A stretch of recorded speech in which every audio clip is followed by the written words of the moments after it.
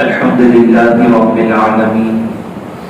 والعاقبة للمتقين والصلاة والسلام على سيد الأنبياء والمرسلين أما بعد أعوذ بالله من الشيطان الرجيم بسم الله الرحمن الرحيم إن الله وملائكته يصلون على النبي يا أيها الذين آمنوا صلوا عليه وسلموا تسليما اللهم صل على سيدنا ومولانا محمد نور الانوار وسر الاسرار وسيد الابرار صلی اللہ تعالی علیہ وسلم صدق اللہ العظیم۔ جس طریقے سے میں پڑھ رہا ہوں میرے ساتھ مل کر آواز بلند پڑھے الصلاۃ والسلام علیک یا رسول اللہ، الصلاۃ والسلام علیک یا حبیب اللہ، الصلاۃ والسلام علیک یا نبی اللہ، الصلاۃ والسلام علیک یا نور اللہ، صلی اللہ تعالی علیہ وسلم۔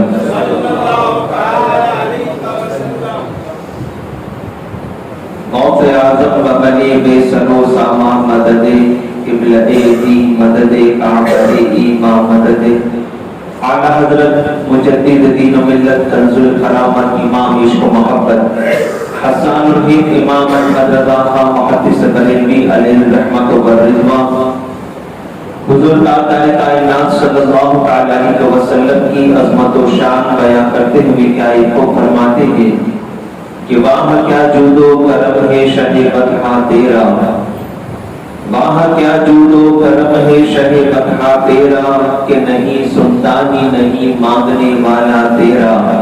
اور فرش والے تیری شوکت کا علو کیا جانے،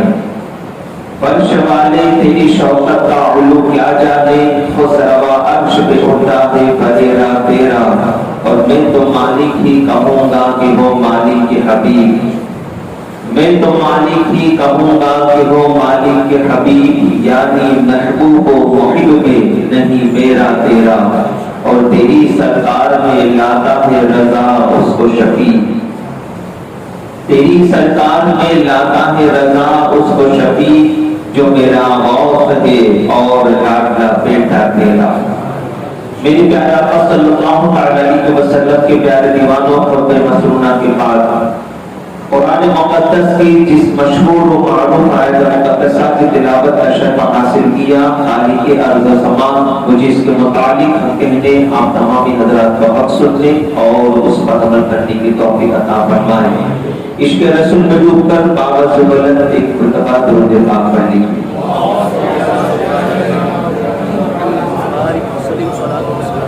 اللهم صل على سيدنا ومولانا محمد نور الانوار وسر الاسرار وسيد الابرار صلی اللہ تعالی علیہ وسلم۔ میری پیارے آقا صلی اللہ تعالی علیہ وسلم کی پیارے دیوانوں، اللہ تبارک و تعالی نے اپنے بندوں پر بے شمار عبادتیں لازم فرمائی ہے، اور ان عبادتوں کا تذکرہ قرآن مقدس میں بھی موجود ہے۔ جیسے مثال کے طور پر اللہ تبارک و تعالی نماز کے متعلق فرماتا ہے وَأَقِیمُوا الصَّلَاةَ، اور نماز قائم کرو۔ کیوں نماز قائم کرو؟ تو ایک مقام پر فرماتا ہے إِنَّ الصَّلَاةَ تَنْہَىٰ عَنِ الْفَحْشَاءِ وَالْمُنکَرِ، کہ بے شک نماز بے حیائی اور بری باتوں سے روک دیتی ہے۔ اور ایک مقام پر اللہ تعالیٰ فرماتا ہے زکوٰۃ کے متعلق وَآتُوا الزَّکاۃَ، اور زکوٰۃ ادا کرو۔ زکوٰۃ کیوں ادا کرو؟ تو رسول اعظم صلی اللہ علیہ وسلم فرماتے ہیں کہ زکوٰۃ تمہارے مالوں کو پاک کر دیا کرتا ہے۔ حج کے متعلق دیکھیں تو اللہ تبارک و تعالیٰ فرماتا ہے وَلِلَّهِ عَلَى النَّاسِ حِجُّ الْبَيْتِ مَنِ اسْتَطَاعَ إِلَيْهِ سَبِيلًا، اور اللہ کے گھر کا حج تم پر فرض کر دیا گیا جو وہاں تک جانے کی طاقت رکھتا ہو۔ کیوں حج فرض کیا گیا؟ تو رسول اعظم صلی اللہ علیہ وسلم فرماتے کہ حج کرنے والا جب حج کر کے لوٹتا ہے تو گناہوں سے ایسا پاک اور صاف ہو جاتا ہے گویا کہ آج ہی اپنی ماں کے شکم سے پیدا ہوا ہو۔ اسی طریقے سے رمضان کے روزوں کے متعلق دیکھیں تو اللہ تبارک و تعالیٰ قرآن مقدس میں فرماتا ہے یا ایھا الذین آمنوا کتب علیکم الصیام کما کتب علی الذین من قبلکم لعلکم تتقون، اے ایمان والو تم پر ماہ رمضان کے روزے فرض کر دیے گئے جیسا کہ تم سے پچھلی امتوں پر فرض تھے تاکہ تمہیں پرہیزگاری ملے، تم پرہیزگار بن جاؤ۔ روزے کیوں فرض کیے گئے؟ تو مصطفیٰ جان رحمت صلی اللہ علیہ وسلم فرماتے ہیں، حدیث پاک محفوظ ہے کہ پورا سال کھانا کھا کر اگر تم نے اپنے ہاضمے کو خراب کر دیا ہے، اگر تم نے ساری بیماریوں کو دعوت دے دی ہے، اور اگر تم بیمار پڑ گئے ہو تو اس ایک ماہ اللہ تبارک و تعالیٰ کی فرضیت کا جو اعلان ہوا ہے روزوں کا، تو اللہ تبارک و تعالیٰ کی اطاعت کر لو، یعنی روزہ رکھ لو، تو روزہ رکھنے سے کیا ہوگا؟ صوموا تصحوا، روزہ رکھو صحت یاب ہو جاؤ گے، روزہ رکھو صحت یاب ہو جاؤ گے۔ تاجدار کائنات صلی اللہ تعالیٰ علیہ وسلم کے شہدائیوں آپ غور فرمائیے،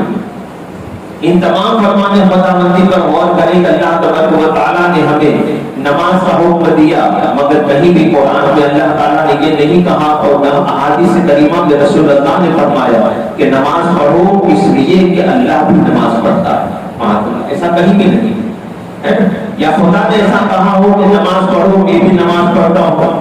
زکات کے متعلق اللہ تعالیٰ نے اپنے بندوں کو ڈائریکٹ حکم دیا زکات دو، یہ نہیں کہا تم بھی زکات دو میں بھی زکات دوں گا، یہ کہیں نہیں فرمایا۔ حج کے متعلق بھی اللہ تعالیٰ نے تبارک و تعالیٰ نے بندوں کو حکم دیا کہ حج کرو، یہ نہیں کہا کہ میں بھی حج کرتا ہوں تم بھی حج کرو گا۔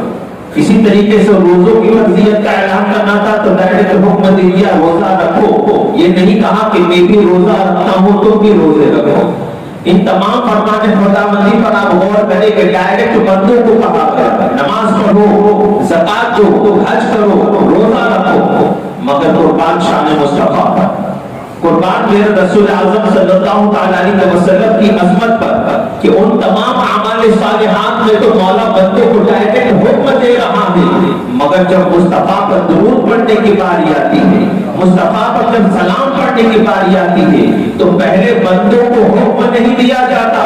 بلکہ بندوں کو پہلے ترغیب دی جاتی ہے، ان اللہ و ملائکتہ یصلون علی النبی، کہ بے شک اللہ اور اس کے فرشتے درود بھیجتے ہیں اس غیب بتانے والے نبی پر۔ پہلے ترغیب دی کہ میں بھی درود پڑھتا ہوں، فرشتے بھی درود پڑھتے ہیں، اب کیا کرو؟ یا ایھا الذین آمنوا صلوا علیہ وسلموا تسلیما، اے ایمان والو تم بھی اس غیب بتانے والے نبی پر خوب درود و سلام پڑھا کرو، خوب درود و سلام پڑھا کرو۔ تاجدار کائنات صلی اللہ علیہ وسلم کے شہداء علماء فرماتے ہیں کہ آیت درود جب بھی سنو یا اس کا ترجمہ سنو، یا آیت درود پڑھو یا اس کا ترجمہ پڑھو، تو درود پڑھنا واجب ہو جاتا ہے۔ ایک مرتبہ بابا زبیر درود پاک پڑھ لیجیے، اللہم صلی علی سیدنا و مولانا محمد نور الانوار و سجل الاسرار و سید الابرار صلی اللہ علیہ وسلم۔ ایسا نہیں لگتا کچھ زیادہ ہی چھوٹے چھوٹے آپ لوگ بیٹھے ہو، ایک ایک سب مکمل کر کر کے آپ لوگ بیٹھا کرو تاکہ پیچھے سے آنے والے کو لگے نہیں کہ حرم شریف شریف ہو گیا ہے۔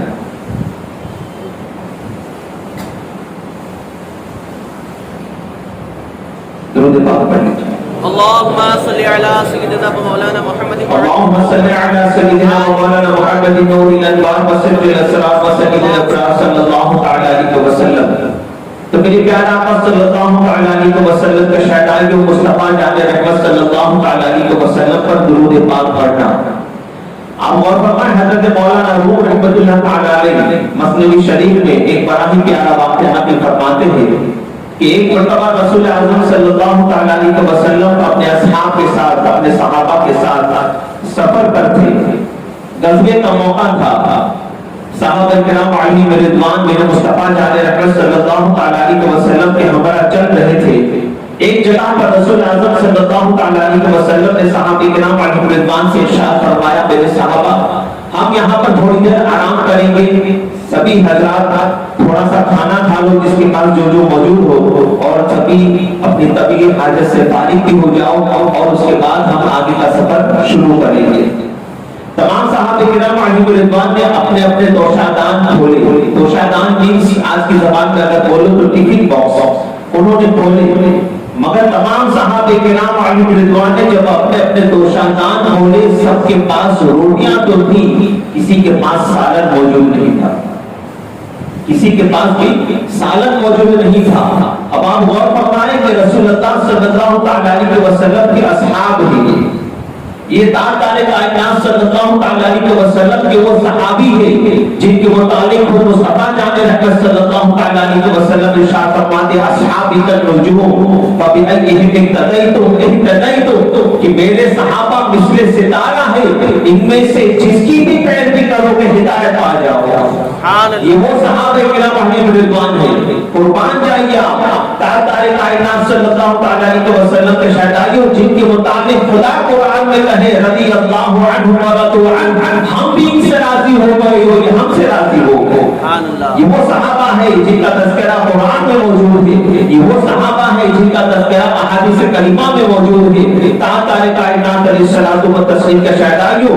مگر ان کے صبر و شکر کا عالم دیکھیے کہ روٹی تو سب کے پاس ہے، سالن موجود نہیں ہے، مگر پھر بھی زبان پر شکوہ اور شکایت نہیں ہے، زبان پر کوئی شکوہ نہیں ہے، کوئی شکایت نہیں ہے۔ تاجدار کائنات صلی اللہ علیہ وسلم کے شہدائیوں، تھوڑی ہی دیر گزری تھی کہ ایک شہد کی مکھی، ایک مدھ مکھی رسول اعظم صلی اللہ علیہ وسلم کے کانوں کے قریب آ کر بھنبھنانے لگی، بھنبھنانے لگی۔ اللہ اکبر۔ صحابہ کرام علیہ رضوان نے جب دیکھا تو آپس میں انہوں نے بات چیت کی اور پھر کہا چلو رسول اللہ سے پوچھتے ہیں۔ مولا علی آگے بڑھے اور مولا علی رضی اللہ تعالیٰ عنہ عرض کرتے ہیں فدا قومی و ابی یا رسول اللہ صلی اللہ علیہ وسلم، علی کے ماں باپ آپ پر قربان ہو سرکار، یہ مکھی آپ کو کیا کہہ رہی ہے، یہ مکھی آپ کو کیا کہہ رہی ہے؟ یہاں سے پتا چلا کہ صحابہ کا بھی عقیدہ تھا کہ مصطفیٰ جانوروں کی بولی جانتے ہیں، مصطفیٰ جانوروں کی بولی جانتے ہیں۔ تاجدار کائنات صلی اللہ علیہ وسلم کے شہدائیوں، مصطفیٰ جان رحمت صلی اللہ علیہ وسلم مسکرائے اور میرا آقا صلی اللہ علیہ وسلم نے ارشاد فرمایا علی یہ مکھی مجھ سے کہہ رہی ہے، یہ مکھی مجھ سے کہہ رہی ہے کہ یا رسول اللہ صلی اللہ علیہ وسلم، ہم تمام مکھیوں کے اندر ایک پریشانی پائی جاتی ہے، ایک بے چینی سی پائی جاتی ہے، اور وہ بے چینی کیا ہے؟ ہم دیکھ رہے ہیں کہ آپ کے اصحاب کے پاس روٹیاں تو ہیں، سالن موجود نہیں، سالن موجود نہیں ہے۔ تو یا رسول اللہ صلی اللہ علیہ وسلم، ہم چاہتے ہیں کہ آپ کسی اپنے ایک صحابی کو ہمارے ساتھ بھیجیں، فلاں فلاں گاؤں میں ہمارا ایک شہد کا چھتا موجود ہے، ہم چاہتے ہیں کہ وہ شہد آپ کے پاس لایا جائے اور آپ کے تمام صحابہ روٹی کے ساتھ وہ شہد تناول فرمائیں،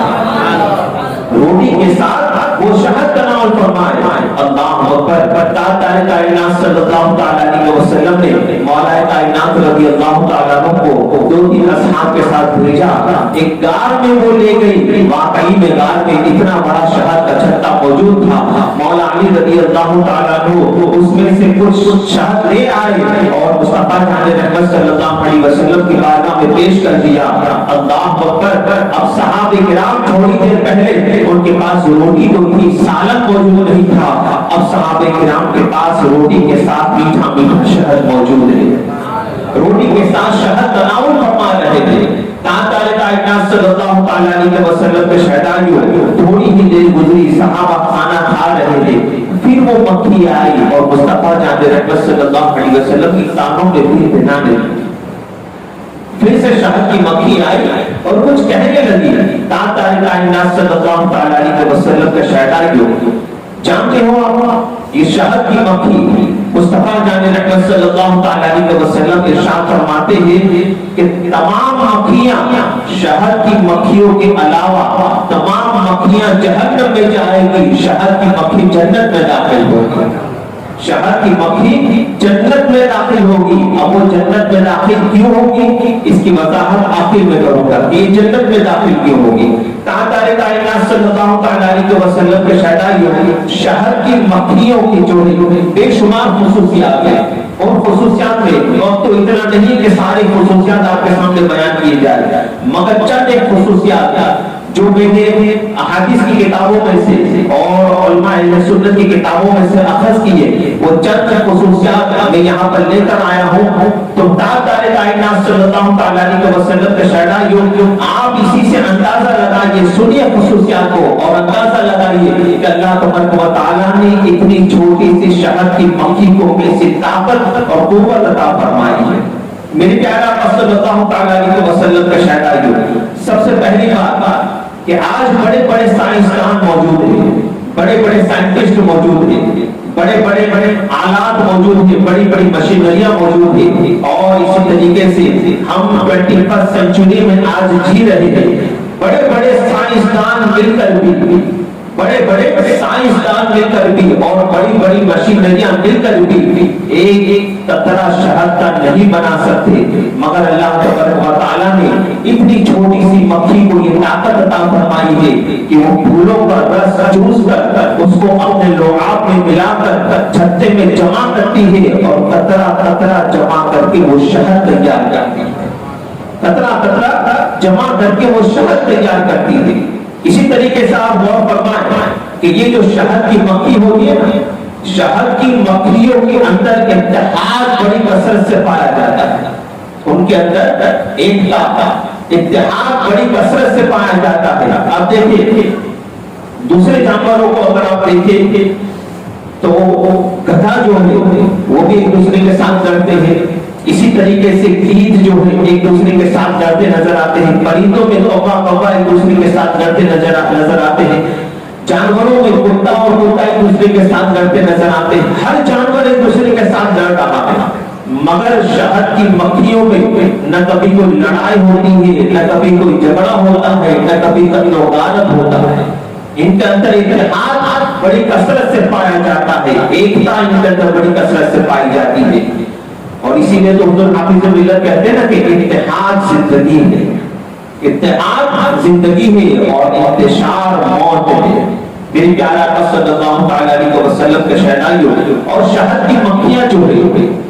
وہ جو چھتا بناتی ہے، گھر بناتی ہے، یہ 3 کونوں والا 4 5 6 7 8 9 اور 10، یہ 8 قسم کے کونوں والا گھر بنانا وہ اس گھر بناتی ہے، اور ان میں سے سب سے زیادہ جس کونے کو وہ ترجیح دیتی ہے وہ 6 کونے والا ہوتا ہے۔ یہ جیسے میرے پاس ابھی ڈائیگرام موجود ہے،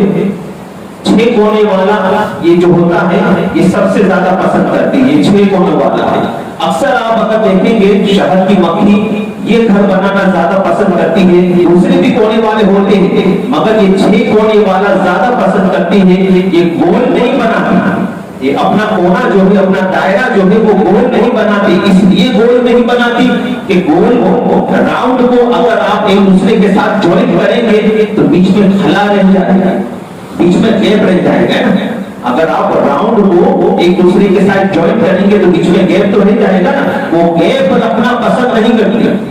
شہد کی مکھی گیپ رکھنا پسند نہیں کرتی، بلکہ وہ اس طریقے سے آپ دیکھیں بڑے بڑے انجینئر حیران ہیں ان کی اس کارکردگی پر، بڑے بڑے انجینئرنگ حیران ہیں۔ تاجدار کائنات صلی اللہ علیہ وسلم کے شہدائی شہد کی مکھی جو بناتی ہے اپنا گھر، اپنا چھتا جو بناتی ہے، اس لیے 1 ملی میٹر یا آدھے ملی میٹر کا بھی فاصلہ کوئی نہیں بتا سکتا، اتنا سا بھی فاصلہ نہیں ہوتا۔ میری پیارے آقا صلی اللہ علیہ وسلم کے شہدائی اور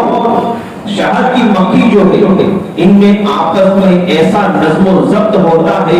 کہ ساری مکھیاں جو ہیں اپنی کوئین بھی یعنی ملکہ مکھی کے تابع ہوتی ہیں، یعنی انہوں نے اپنا ایک امیر چن لیا ہوتا ہے، انہوں نے اپنا ایک بادشاہ چن لیا ہوتا ہے، اور وہ ساری مکھیاں اسی کی اطاعت کرتی ہیں، اسی کی فرما برداری کرتی ہیں، اپنا ایک کوئین بھی انہوں نے چن لیا ہوتا ہے، ساری کی ساری مکھیاں پھر اسی کی اطاعت کرتی ہیں، اور اللہ تبارک و تعالیٰ نے اسی اطاعت کی بنیاد پر ان مکھیوں کو دنیا کی ایسی سب سے بہترین غذا عطا فرمائی ہے، اور وہ غذا کیا ہے؟ پھولوں کا رس، اطاعت کی بنیاد پر۔ اسی اطاعت کی بنیاد پر اللہ تبارک و تعالیٰ نے دنیا کی سب سے لطیف اور سب سے بہترین غذاؤں میں عطا فرمائی، اور وہ ہے پھولوں کا رس۔ اور آپ دیکھیں کہ ایک چھوٹا سا چمچ جو ہوتا ہے، جسے ہم انگلش میں ٹی اسپون کہتے ہیں، چھوٹا سا چمچ جو ہوتا ہے، جانتے ہو آپ وہ چھوٹا سا چمچ اگر آپ اس میں شہد ڈالو گے تو اس ایک چھوٹے سے چمچ میں 5000 پھولوں کا رس ہوتا ہے۔ اس ایک چھوٹے سے چمچ میں 5000 پھولوں کا رس ہوتا ہے،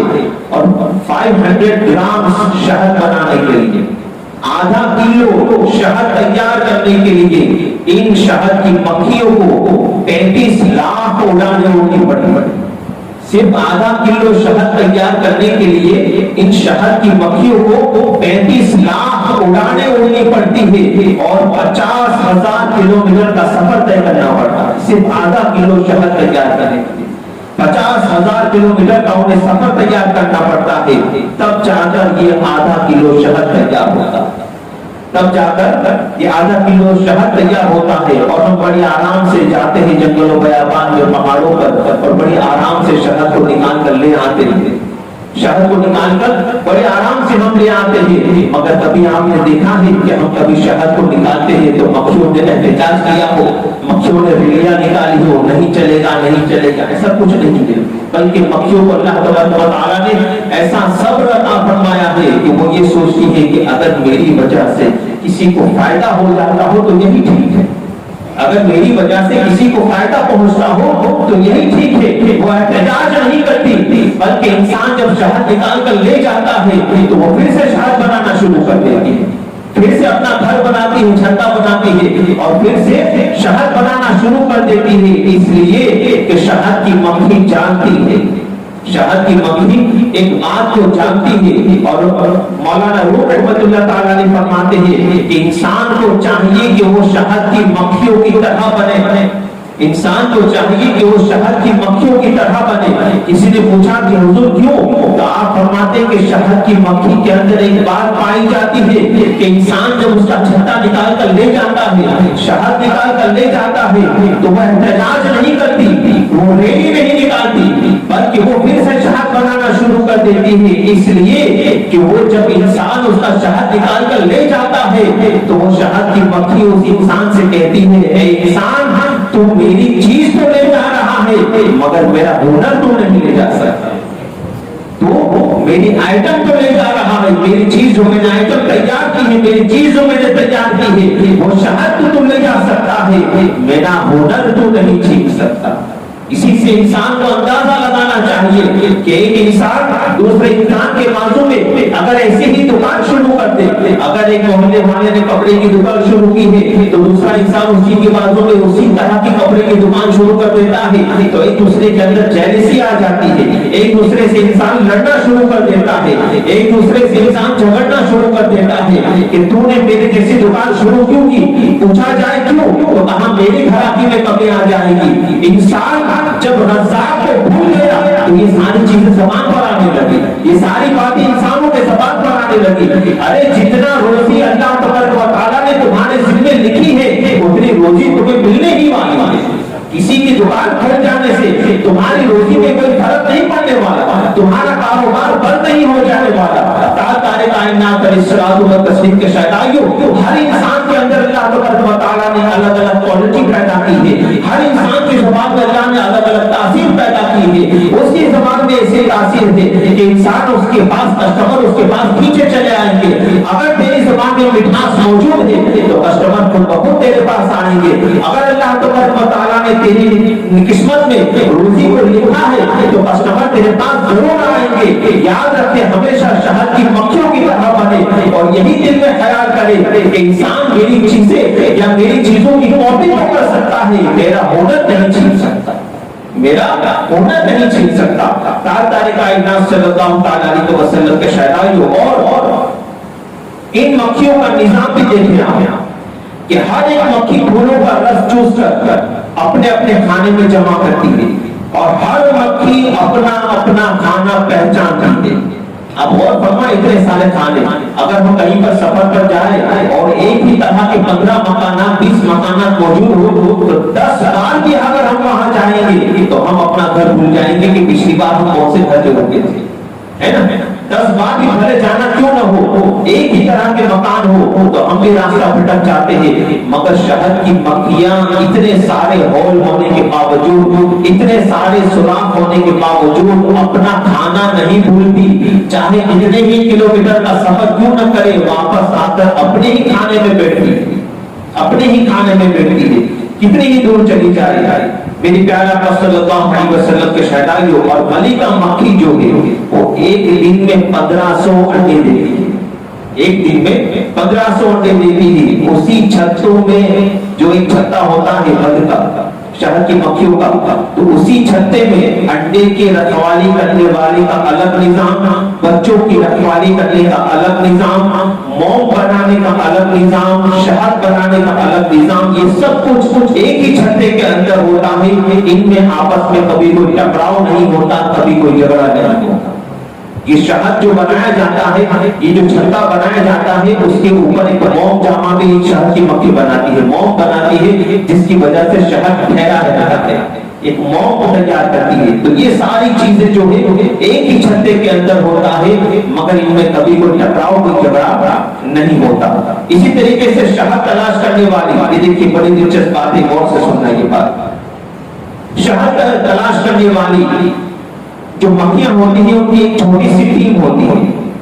याद रखें कि शहद जो है वो मादा मक्खी बनाती है, नर मक्खी नहीं बनाती। लेडीज मक्खी जो होती है वो शहद तैयार करती है, शहद तलाश करने की जाती है, वो शहद बनाती है। मादा मक्खियां जो होती है वो शहद बनाती है, नर मक्खियां जो है वो अपने छत्ते की हिफाजत के लिए वहीं पर मौजूद होती है, वो अपने घर की हिफाजत करती है। नर मक्खियों की छोटी सी टीम अपनी मलिका मक्खी के साथ, गौर से सुनना, अपनी मलिका मक्खी के साथ शहद तलाश करने के लिए निकल पड़ती है।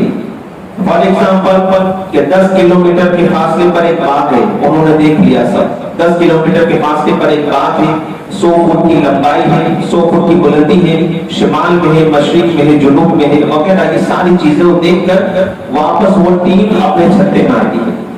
अब शहद बनाने वाली जो मक्खियां होती है उनकी तादाद 30 से 35 हजार है। शहद बनाने वाली मक्खियों की तादाद 30 से 35 हजार होती है। अब वो मलिका मक्खी जो है उन तमाम 30-35 हजार मक्खियों को जमा करती है और फिर मलिका मक्खी 8 का आंकड़ा बनाना शुरू करती है। इन सबके सामने 8 का आंकड़ा बनाना, इस तरह से डांस करना वो शुरू करती है। वो 8 का जो आंकड़ा होता है एंगल बनाना शुरू करती है, वो इस तरह से वो डांस करती है। कभी वो एंगल मोटा होता है, कभी चौड़ा होता है, कभी लंबा होता है। इस तरीके से 8 का आंकड़ा बनाना शुरू करती है। वो बोलती नहीं अपनी जबान से, मलिका मक्खी बोलती नहीं है अपनी जबान से, तमाम मक्खियों को जमा करके 8 का एंगल बनाना शुरू करती है। सभी मक्खियां उसको देख रही होती है, सभी मक्खियां उसको तक रही होती है। अल्लाह अकबर, वो तमाम मक्खियां अपनी मलिका मक्खी का डांस देखकर समझ जाती है कि शहद किस तरफ है, सफर कितना करना है, बुलंदी कितनी है, सफ़र क्या है, जाना कहाँ है, सारी चीजें वो मक्खियां समझ जाती है, सारी चीजें वो मक्खियां समझ जाती है। और जब शहद की मक्खियां जब शहद लेने के लिए अपने छत्ते से निकलती है और बाग बगीचे में जाती है, कई किलोमीटर का वो सफर करती है, तो वो जितने भी खुशबू रास्ते में जितनी भी खुशबुएं होती है उन तमाम खुशबू को सेव करती जाती है। हमारे हाथ में एक इत्र लगा दिया जाए, उसके ऊपर दूसरा इत्र लगा दिया जाए, फिर तीसरा लगाया जाए तो हम पहली खुशबू को भूल जाते हैं। मगर अल्लाह ने हमको इतनी ताकत दी होती है कि 10 किलोमीटर का सफर भी करना हो, बीच में जितनी भी खुशबू आती है तमाम खुशबुओं को सेव करती जाती है। और जब फूलों का रस चूस कर वापस अपने छत्ते की तरफ आना शुरू करती है, वो तमाम खुशबुओं को रिकॉल करना शुरू करती है, उन तमाम खुशबुओं को रिकॉल करती है। और रिकॉल करते करते वो वापस अपने छत्ते में आ जाती है, रास्ता नहीं भटकती, वापस अपने छत्ते में आ जाती है। इसी तरीके से अब शहद तलाश करने के बाद शहद तलाश करने के बाद सारी मक्खियां जब अपने छत्ते में वापस आती है तो दरवाजे के पास 3-4 मक्खियां खड़ी होती है। दरवाजे के पास 3-4 मक्खियां खड़ी होती है। अपनी जबान में बोलो तो लेबोरेटरी असिस्टेंट्स खड़े होते हैं। लेबोरेटरी असिस्टेंट्स खड़े होते हैं। आप देखिए, अगर हम अपना ब्लड टेस्ट या यूरिन टेस्ट वगैरह करवाने के लिए लेबोरेटरी में जाते हैं तो कुछ बीमारियां ऐसी भी होती हैं जिनकी लेबोरेटरी चेकअप जो हमारा जो टेस्ट होता है वो 5 दिन के बाद आता है या 4 दिन के बाद आता है। रिजल्ट 5 दिन 6 दिन में भी कभी कभी आता है, मगर अल्लाह तबारक व तआला ने इन मक्खियों को ऐसी सलाहियत अता फरमाई होती है। लेबोरेटरी असिस्टेंट्स जो मक्खियां खड़ी होती है 3-4, आप देखिए अब मक्खियां आना शुरू हो रही है अपने छत्ते में, तो खड़े रहकर उन मक्खियों को एक मक्खियों को खड़े रखकर नहीं चेकअप करती, बल्कि अल्लाह ताला ने उनकी आंखों में ऐसा सेंसर दिया होता है कि आने वाली हर मक्खी को पूरी तरह से स्कैन कर लेती है, फौरन स्कैन कर लेती है। हाँ, इसका शहद बराबर है, जाने दो, हाँ इसका बराबर है, जाने दो। जरा सा भी अगर किसी मक्खी के पैरों में गंदगी पाई जाए, जरा सा भी गंदगी पाई जाए तो उसको अंदर एंट्री करने की इजाजत नहीं होती, बल्कि वो लेबोरेटरी असिस्टेंट जो मक्खियां होती है फौरन उस मक्खी के पर तोड़ देती है, उसे नीचे फेंक देती है, उसको नीचे फेंक देती है। आप जहां पर शहद का छत्ता होता है वहां पर आप नीचे देखेंगे बेशुमार मक्खियां बगैर परों के रेंग रही होती है। तो वो लेबोरेटरी असिस्टेंट उस मक्खी को अंदर दाखिल होने की इजाजत नहीं देते जिसके अंदर जरा सी भी बीमारी हो। साफ सुथरी और शफाफ मक्खियां ही अंदर दाखिल हो सकती हैं। मेरी प्यारा सल्लल्लाहु अलैहि वसल्लम के शहदाइयों, ये शहद की मक्खियों के मुताबिक चंद जरूर बातें थी तो मैं अर्ज कर रहा था। बस एक बात, रसूल आज़म सल्लल्लाहु अलैहि वसल्लम की बारगाह में वो मक्खी फिर आई और फिर भिनाने लगी। मौला अली रज़ी अल्लाह तआला अन्हु अर्ज करते, या रसूल अल्लाह सल्लल्लाहु अलैहि वसल्लम अब वो क्या कह रही है? तो मेरा आका अलैहिस्सलातु व तस्लीम ने इरशाद फरमाया, मैंने इससे पूछा और भी क्या, पहले तो शहद की मक्खी भिनभिना रही थी, रसूलुल्लाह समझ रहे थे। अब रसूलुल्लाह कह रहे हैं, मक्खी समझ रही है, मक्खी समझ रही है। आज जो लोग कहते हैं, जो कलमुल्ले कहते हैं माअज़ल्लाह रब्बिल आलमीन कि नबी सल्लल्लाहु अलैहि वसल्लम हमारे दारुल उलूम में उन्होंने उर्दू सीखी है, ऐ जालिमों, नबी सल्लल्लाहु अलैहि वसल्लम को अपने दारुल उलूम में उर्दू सिखाने के मामले में, उर्दू सिखाने के मामले में बात करने वालों, अगर मक्खियों का छत्ता, सिर्फ एक मक्खी नहीं पूरा मक्खियों का छत्ता तुम्हारे कानों में लगा दिया जाए और 1 साल के बाद पूछा जाए, मुल्ला जी बताओ कि मक्खी ने तुमसे क्या कहा, तो वो बता नहीं पाएंगे। अरे हमारे कानों में अगर कोई सरगोशी करता है, कानों में अगर कुछ कहता है, हम उसको सही तरीके से समझ नहीं पाते और ये कहते हैं कि हमने नबी सल्लल्लाहु अलैहि वसल्लम को अपने दारुल में उर्दू सिखाई है, माअज़ल्लाह। अरे मुस्तफा जाने रहमत सल्लल्लाहु अलैहि वसल्लम की तो ये शान है कि शहद की मक्खी की बोली समझ में नहीं है और मुस्तफा कह रहे हैं तो मक्खी उसको समझ रही है। वही भरते हैं झोलियां सबकी, वही जानते हैं ज़बानें सबकी। ये मुस्तफा जाने रहमत सल्लल्लाहु अलैहि वसल्लम की शान है। मुस्तफा फरमाते, अब मैंने इससे पूछा, तो मक्खी से सरकार ने क्या पूछा? मुस्तफा फरमाते, मैंने इससे पूछा कि तुम शहद कैसे बनाती हो? या रसूल अल्लाह, फूलों का रस चूस कर। मेरे सरकार फरमाते हैं कि फूलों का रस तो कभी कड़वा भी होता है, फीका भी होता है, ये कड़वे और फीके रस मीठे कैसे हो जाते हैं? कुर्बान मुस्तफा की अजमत पर शहद की मक्खी कहती है, या रसूल अल्लाह सल्लल्लाहु अलैहि वसल्लम, कड़वे और फीके रस, फूलों का रस चूस कर जब हम अपने छत्ते की तरफ जाना शुरू करती है तो हमारी मलिका मक्खी जो होती है, हमारी क्वीन भी जो होती है, वो पढ़ना शुरू करती है, अस्सलातु वस्सलामु अलैका या रसूल अल्लाह, अस्सलातु वस्सलामु अलैका या हबीब अल्लाह। उसकी आवाज को सुनकर हम सभी 35,000 मक्खियां बुलंद आवाज से पढ़ना शुरू कर देती है, अस्सलातु वस्सलामु अलैका या रसूल अल्लाह, अस्सलातु वस्सलामु अलैका या हबीब अल्लाह। बस या रसूल अल्लाह, आप पर दुरूद पढ़ने की बरकत से वो कड़वी और फीके रस मिठास में तब्दील हो जाते हैं, मिठास में तब्दील हो जाते हैं। उल्मा यहाँ पर बड़ी प्यारी बात नकल फरमाते हैं कि अगर तुम्हारी जबान भी कड़वी हो,